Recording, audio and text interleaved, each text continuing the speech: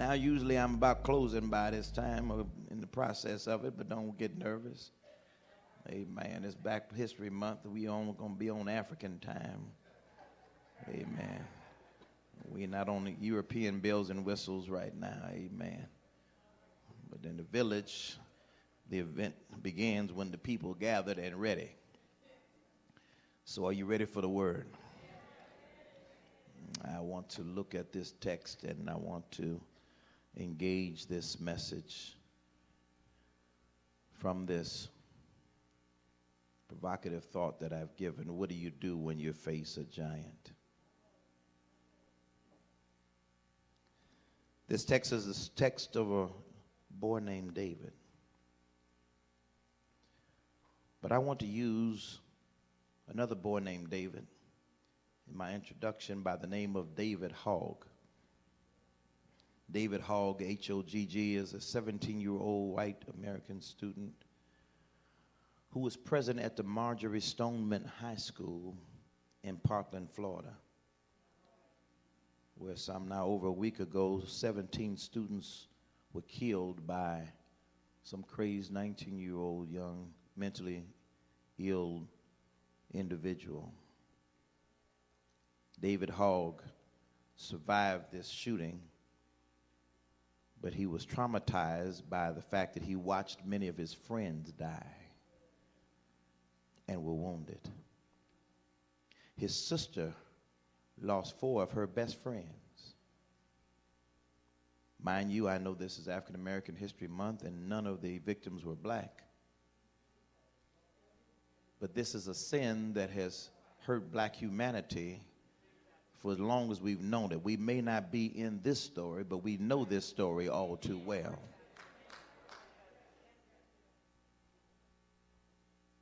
I lift up this young white American male, David Hogg, today because I see in him this modern day David, the spirit of biblical David, because he decided that he was not just going to remain and become a victim of what happened to him when he noticed that in the wake of all of this, that he saw a giant called the NRA.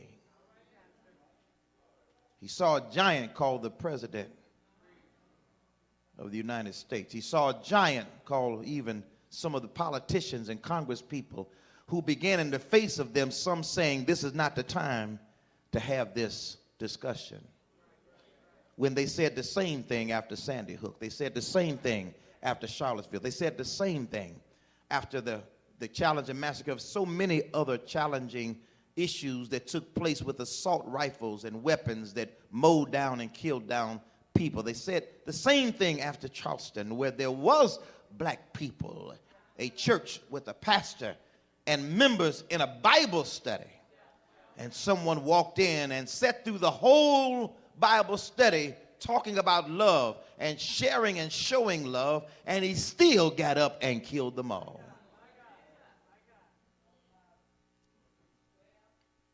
But this David said, I'm not buying that. It ain't time. If this ain't the time, when is it? And he decided to go on to a leadership social media campaign to start bringing attention to this work. And similar to every other movement, Percy, that has ever taken place, we are in the midst right now of witnessing what happens when young people have had enough. That is the story of this David that we're reading about. Don't you try to make David no old man in 1 Samuel 17. He's but 17 years old, the same age as the David in Parkland, Florida. But he has decided, along with his peers, that they're going to rise up and not take the fact that someone has defied the fact that their student friends and comrades and best friends died for nothing. That someone would dare say to them, you art but a youth.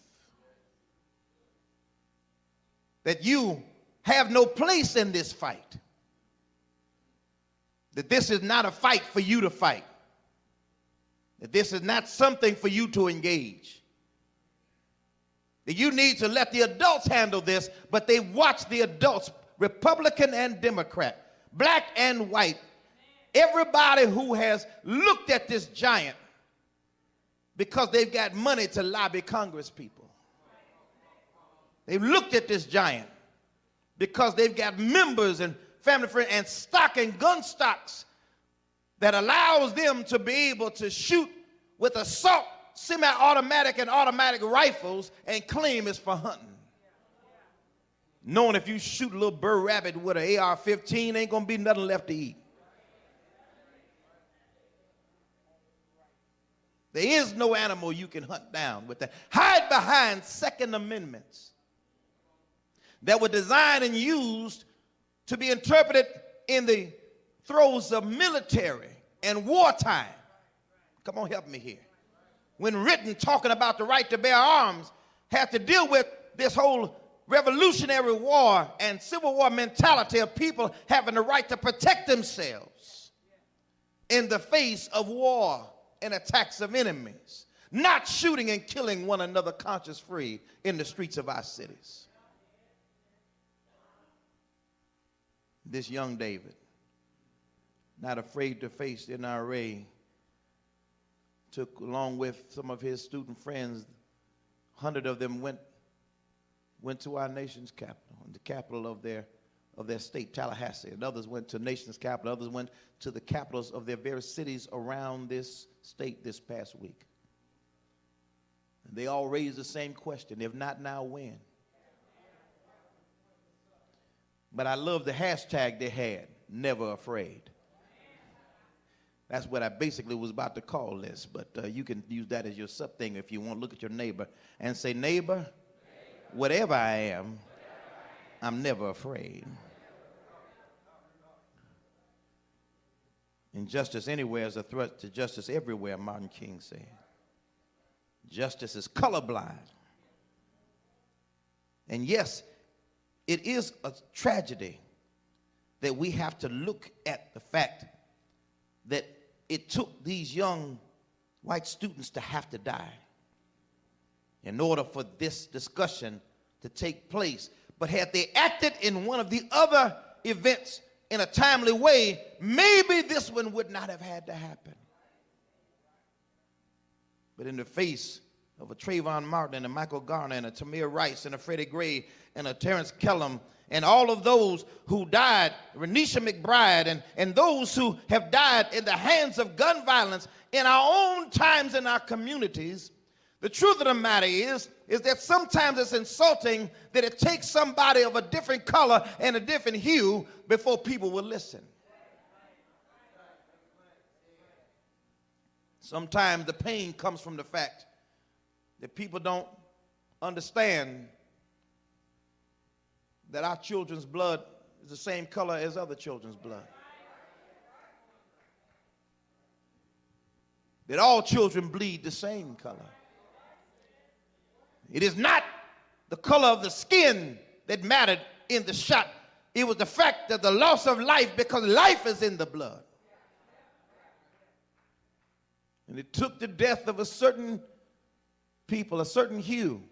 But do understand that it's not just a racial issue, it's a class issue as well.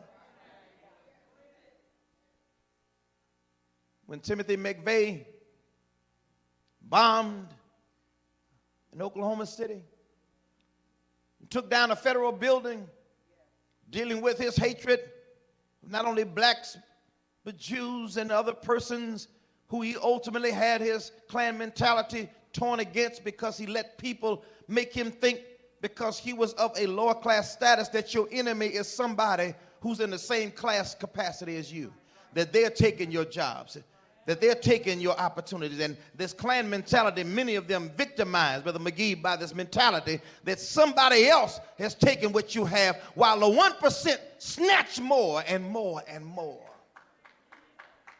They run up for offices and campaign on the fact that we're going to come and deliver for you your jobs back. But more jobs have left this last year than even in any 1 year of any of the previous ones, including Republican presidents. The same carrier that they were bragging about is now exporting jobs out of the country like no, but nobody's talking about it. Same companies that they were boasting about were going to stop making things in America are shutting down and transporting things across this world, and people are still being laid off and fired and let go, while tax reforms is causing some people who got plenty money to get plenty more. The giants keep coming. Can I get a witness here? And while these young people who keep listening, even in social media, to these propagandized text messaging thinking that helps them to believe that your enemy is somebody who's black or brown or yellow in America. And then they begin to rise up and start beginning to use mental derangement as an excuse. But if that's the case, we've been looking at mental deranged people all of our lives.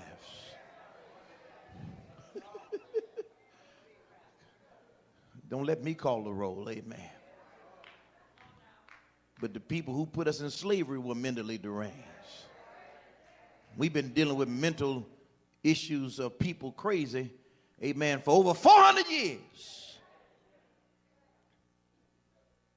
But we hide behind these issues. Well, even if it is that, then why are you closing down, England, the mental institutions in Michigan? If that's the case, then why are you taking away the budgets to help people who need the help the most?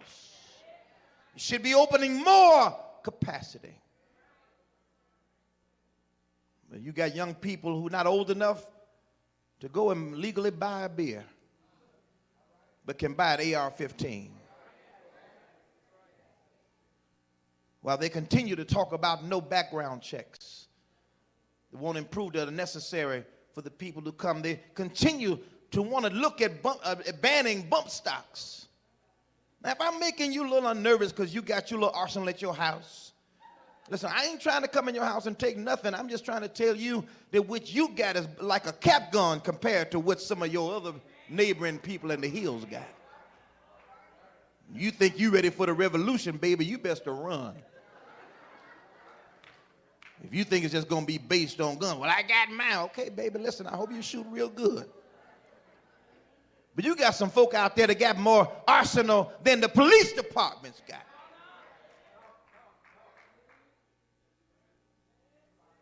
You listen to the one who took this young man Cruz in. They brought him in knowing he had guns with him at 19. Saying, as long as you lock him up,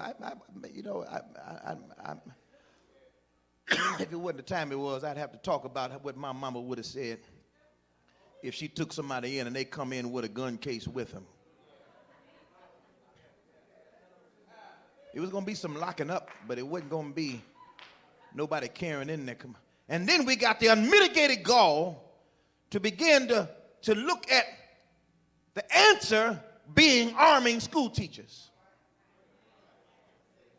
We got school teachers who have to use their own money already to buy supplies.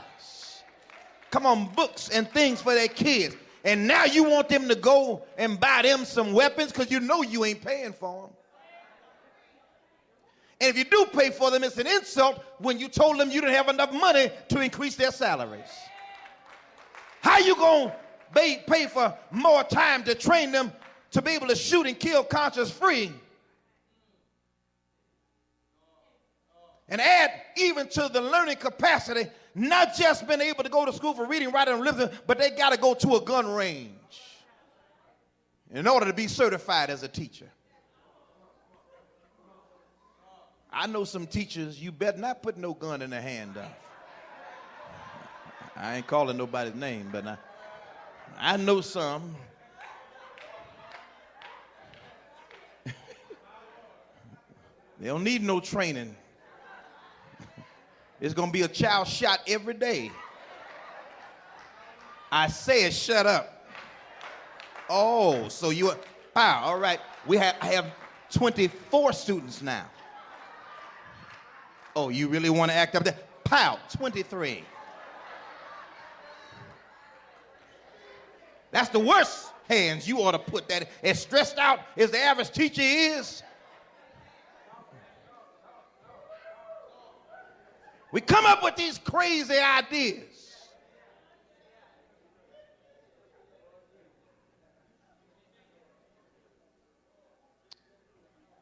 But thank God for the Davids who would stand and talk to politicians and ask them the question, are you going to take money from the NRA on your next election?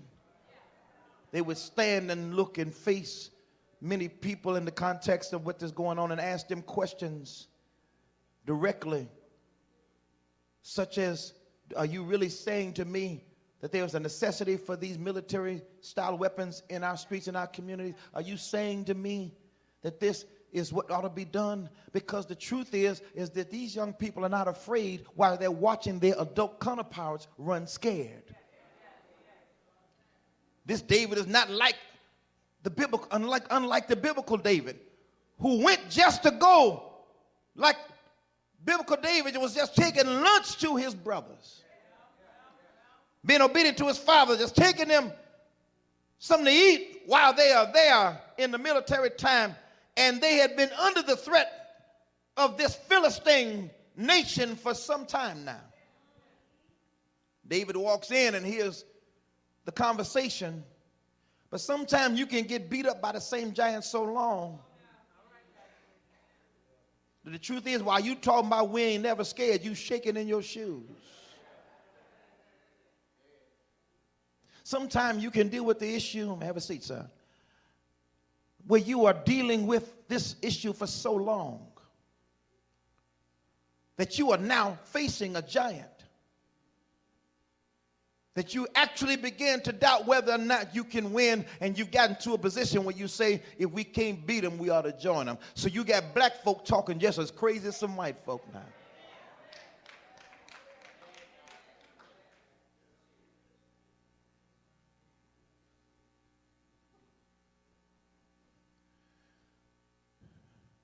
David didn't mind hearing the fear in the general armies, but the text reveals he got concerned when he heard it from his own brothers.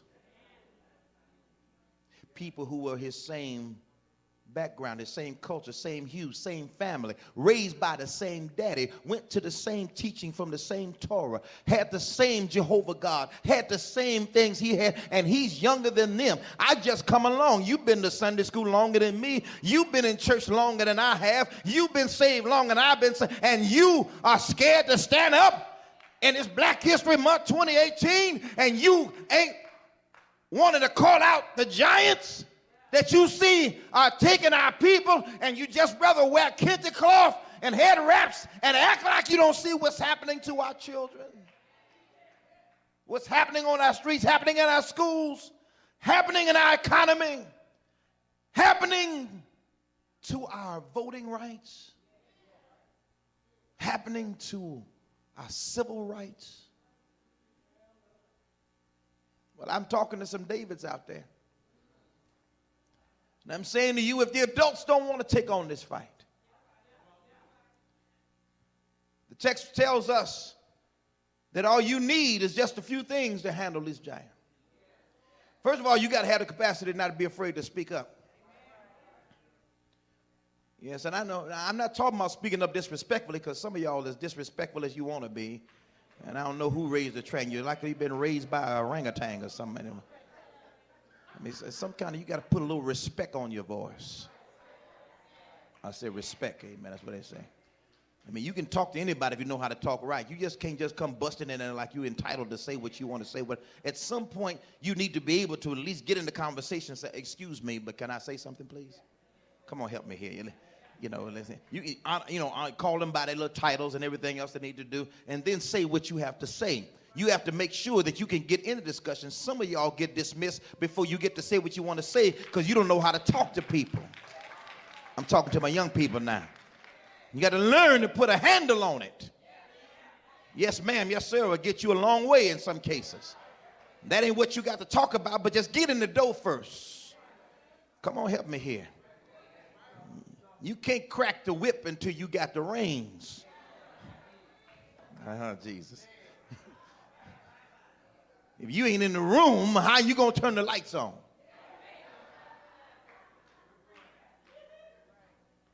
You got to get in the conversation. You got to be in the discussion. And when David got in, he said, excuse me, can I say something to y'all? They said, yeah, David, what you got to say? Who is this? Watch what he calls uncircumcised. In other words, he ain't part of who we are because we know what we do. I wish I had some black folks that understand. We know who we do. He used the culture to say he ain't one of the boys. He ain't from the hood, obviously. He's uncircumcised. He calls them out and dares defy him by stating that he's not somebody we should be running from. And he does not do it on the basis, yes, Sister Harris, of just his culture or even his class or even his race or group of people, because he does identify him as a Philistine. But he does it by declaring that he's less than able to defy us, because to pick a fight with us is to defy the God who stands with us. Wake up, you black people, and hear what I'm talking to you about. You're not who you are because just the color of your skin. You're not just who and where you are just because you happen to have suffered in the way you are. You are who and where you are because we had a God who was on our side. And if it had not been for the Lord who was on our side, thank God he's the God of the oppressed. Thank God he stands with those who are victimized. Thank God he will show up and show out. I heard David say, the Lord is my light and my salvation. Whom shall I fear? The Lord is the strength of my life. Of whom shall I be? When the wicked, even my enemies, came upon me to eat up my flesh, they stumbled and fell. Though an host shall encamp against me, my heart shall not fear. The war shall rise against me. In this will I be confident. One thing have I desired of the Lord, and that will I seek after, that I will dwell in the house of the Lord all the days of my life. I wish I had some people who are willing to stand up and say it's because of the God I serve that I know I'm going to win this thing. People have asked me all my life why I keep coming out victorious. It's not just because of my last name. It's not just because of the schools I went to, Audrey. It's not just because my mama taught me right and she did. It's not just because of the places that I've been and the money I have and others. It's because of the God I serve, and I'm just smart enough to know that if I call on the name of the Lord, that no matter who my enemy is, the bigger they are. I've seen the lightning flash, and I can't preach no more of this. I'll do it when I get back in the next service. I've heard the thunder roll. I felt sin's breakers dashing, trying to conquer my soul. But I heard the voice of Jesus telling me, Steve, still fight on. Anybody know that I'm standing because of a promise? I've seen them come. I've seen them stand. I've seen them call my name. I've seen them write me off. I've seen them tell me I wouldn't make it. But here I am, still standing. Because like David, I dared raise the question, who is this that would defy the armies of God? Is there anybody here that knows it was the Lord that delivered us in slavery? It was the Lord that put us through Reconstruction. It was the Lord that handled Jim Crow. It was the Lord that handles Jim Crow Esquire. And is there anybody here that's not afraid to stand and say, for God I live and for God I die? Give God some praise. I don't hear a victory shout. I said, give God some praise. Is there anybody in this house that's willing to give God praise? Is there anybody in this house that's willing to give God some glory? I dare you to clap your hands and tell your neighbor, I'm in this thing to win it. I'm not scared to take a stand. Somebody ought to have a 17-year-old spirit and stop bouncing on your shoes. I know you got on stilettos, but they got on red bottoms anyway. Tell them, baby, it ain't because of a class. It's because of my shoes been dipped in the blood of Jesus. Can I get a witness here? Bounce on your shoes. Come on, jump on them floor shumps. Bounce like you're about ready to fight. And say, I'm not scared of the fight. I never lost a fight. I had to fight. And I never won a fight. I didn't get in. Can I get a witness here? But is there anybody here? I said, is there anybody here that feels like David and say, who is this thing that wants to stand against my people? Who is this giant that stands against my race? Who is this giant that stands against my faith? Somebody ought to say, I'm too close to turn back now. I'm too legit. I just can't quit. Can I tell with it? I heard an old commercial say I'd rather fight than switch. Shake somebody's hand and say, I'm not gonna give up now. I've come too far to turn back now. I gotta keep on fighting. I gotta keep on standing. I gotta keep on holding on because the Lord is on my side. That's all you need to know is the Lord. He's on my side. Say it. Say it. Look at your neighbor and say, neighbor, I don't need to know how much money you got. I don't need to know how many degrees you got. I don't need to know what your last name is. Look at your neighbor, shake him by the hand, shake him and rock him and shake him, and say, neighbor, all I need to know is whose side are you on?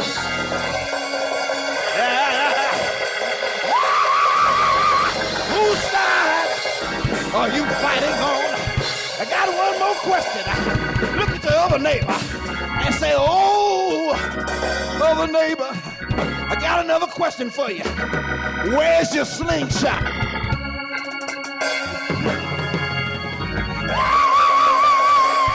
Yeah, I got a slingshot that'll bring them down every time. I got a slingshot that'll knock them down every time. I got a slingshot that I use to kill every giant. I've seen them coming, but I pull out my slingshot. I used to cuss folk out. I used to quit and say I'm going somewhere else. I used to just say you can pay me, I'll leave. But I learned to stand on my 2 flat feet, pull out my slingshot, and read where it says, fret not thyself because of evildoers, nor be envious of their evil deeds. They'll soon be cut down like the grass and wither like the green herb. I read where it says, be not weary in well-doing, for you shall reap if you faint not.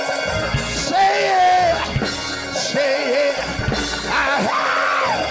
Where he told me greater is he that's in me than he that is in the world. Can I get a witness here? Is there anybody here that know God got greater on your side? When he told me, if God be for me, who will be against me? And I'm glad I'm standing on the promises of God. I'm glad I'm standing on the word of the Lord. I'm glad that I'm holding on to my faith in him. I've heard him say, I heard him say, and we know that all things work together for them that love God, who are the called according to his purpose. He said, I'm persuaded that neither death, nor life, nor angels, nor things present, nor things to come, nor height, nor depth, nor any other creature, even named Goliath, even named NRA, even NIGGA, shall separate me from the love of God that's in Christ Jesus, my Lord. And I'm glad that I'm here with my slingshot, still throwing, because I got in my heart that I don't need 5 stones, but I got 5 because I heard Goliath got 4 more brothers. I'll talk about them next week, but I got one for this one because I don't need to get to the other 4. I got to face the one in front of me. Somebody get your slingshot and get it in your hand. I dare you to grab the slingshot and put it in your hand and ask the Lord, in thy word, order my steps, in thy word, guide my feet, in thy word, wash my heart, in thy word, show me how to walk, in thy word, show me how to talk, in thy word, when I need a song to sing, show me how to let your praises ring. Hold up your Bible. I don't know what the rest of y'all gonna fight with, but you ain't gonna make it without the word. If you didn't bring your word, hold up your doggone cell phone and turn on the Bible app and hold it up high and say, I'm gonna win with the word. Thy word is a lamp to my feet, a light to my path. Somebody say, the bigger they are, the harder they fall. Say yeah, say yeah, say yeah. Wow.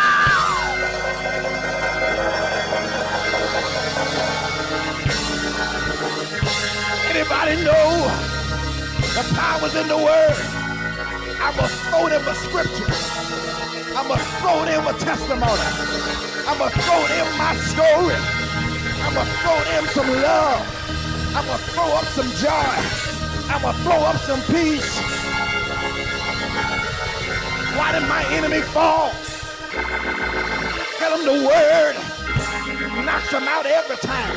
Tell him the word, not my word, but thy word kills every time. Seeks to steal, kill, and destroy. But thy word, thank God.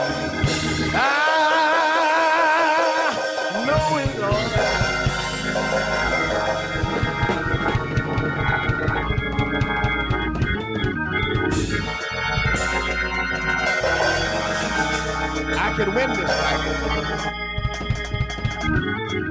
I can win this fight.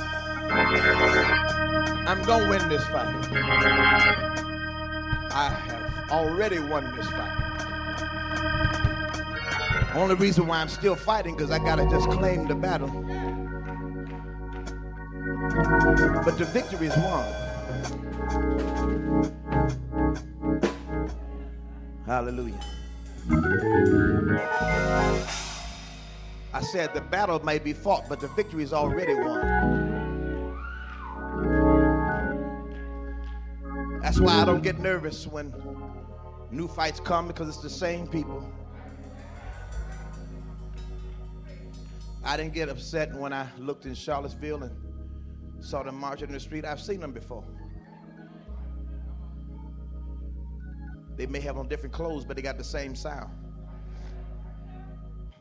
I remember as a young student in seminary when my pastor took me to Kansas University because on prayer meeting night, there was a rally of the Klan that defied the students at that school, and seemed like everybody in town was scared to stand, scared to fight. He heard it on 12 o'clock news. He heard it on the 5 o'clock news. He heard it again on the 6 o'clock news. Right before we got ready to go into Bible study and prayer meeting, he looked over at me and another gentleman, Bob Stevens, and said, "Get in the car." I said, "Where we going? We got to take you hungry? You want to get something to eat for Bible class? We ain't got much time." He said, "No, we're going to Lawrence, Kansas. assigned another preacher to carry out the Bible class in the prayer meeting. Said we're going to, I said, Lawrence, you mean Kansas University? He said, yes. I said, well, maybe you ain't heard the news, man, but the Klan is there today. Mac looked at me and said, that's why we going.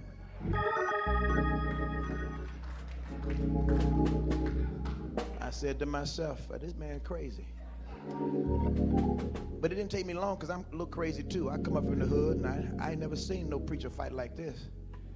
I said, okay, man, all right. So I was wondering if I should go home and get my dashiki out and pick out my afro or whatever. I didn't know what was going to happen. All I remember is when we got there, there was young people. All the adults stayed away. Young people everywhere. Students walked out of classes in school and they were angry that the school would let the Klan speak at their school and spew their hatred. They were angry. This is 30 years ago, y'all. They were angry that they would allow these students to come, these people to come and speak to these young people, adult Klanspersons, walking in and holding court.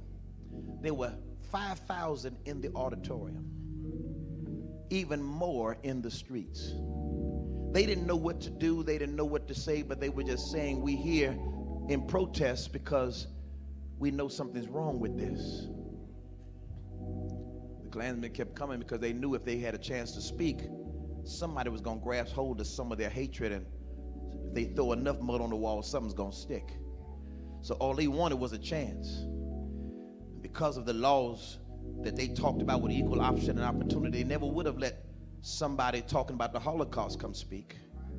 They never would have let a German type come and speak in a Jewish context. They never would have let him, but they let this Klansman come. We were walking from the car and there was people everywhere. Now, granted, Mac was a tall individual and weighed about 300 pounds. So it was no wonder kind of that everywhere we went, people moved out the way. And I stayed right behind them. And we walked and we kept walking all the way up till we got to the door.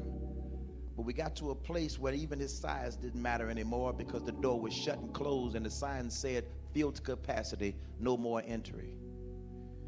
As we stood in front of the door, Max stood there, he just started praying right in front of the door. And not long after he was praying, the door opened to let somebody out that was there who was in disgust, and 4 people walked out of the door. And as they walked out of the door in disgust, the man on the door looked up and looked at Mac and said, hey man, ain't you the guy who stood against the ANC apartheid rally that they had a little while ago and stood against the newspaper? He said, yes. He said, man, I've been reading about you, man. I've been checking you out. He says, man, you major. We've been praying for you and your strength. And he looked around and looked everywhere. He said, come on in real quick. And we all slipped right in the door. 4 seats, 4 of us. There's 4 of us, 4 seats. We walked in and the 4 seats were all together. We went and sat down and we were in the room, but even I said, I don't know what we're going to do. Young people, I want you to hear this when I tell you, we sat there, and when the man came out on the stage to speak, when he walked out to be able to spew his hatred, Mac couldn't sing. He couldn't sing worth nothing. But he just started singing, Amazing Grace, how sweet the sound that saved a wretch like me.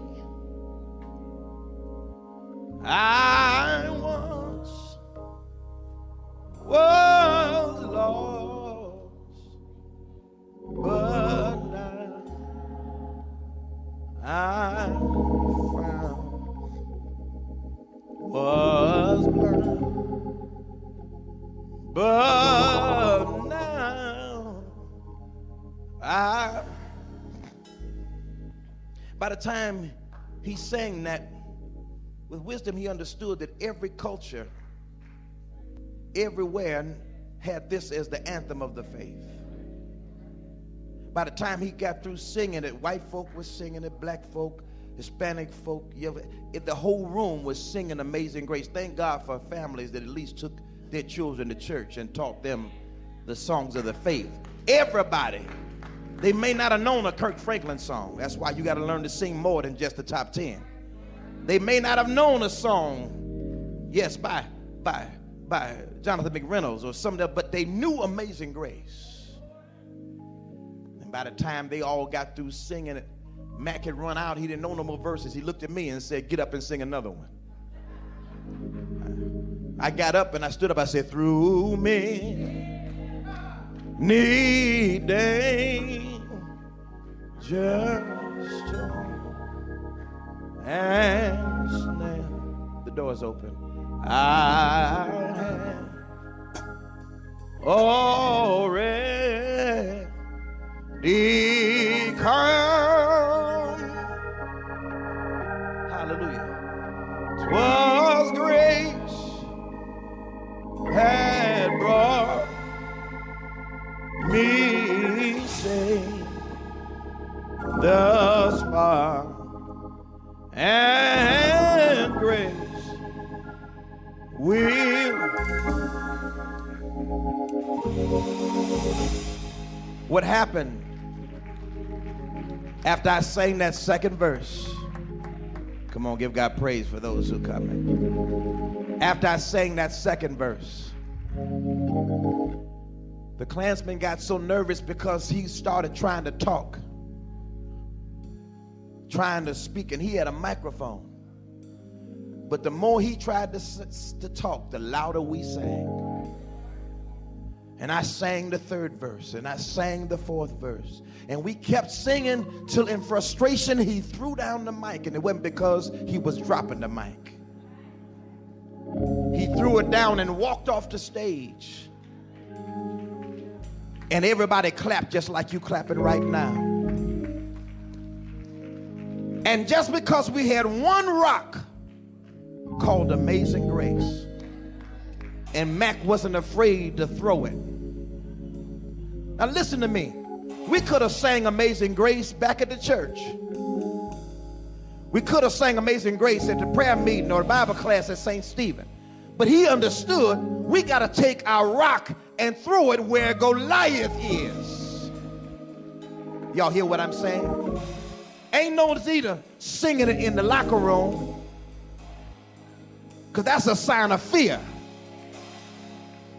When you stay in the locker room and don't want to get out on the game, it suggests after a while you scared because somebody asking, where's the team? And that's why young people have taken to the streets, because they don't see the church out there. That's why many of them are going and marching, because they're wondering where we are. Oh yes, some of us are there, but not enough of us. So Percy, we got to take our rock. We got to take it like they are taking it, like young David then and now are taking their rock and standing against the death of our children. And let me say to you, just like we stood and sang that song, that Goliath fell that day.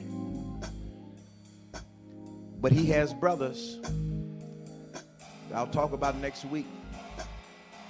Even in the second service, I'm going to give you some strategies on how to get this giant down.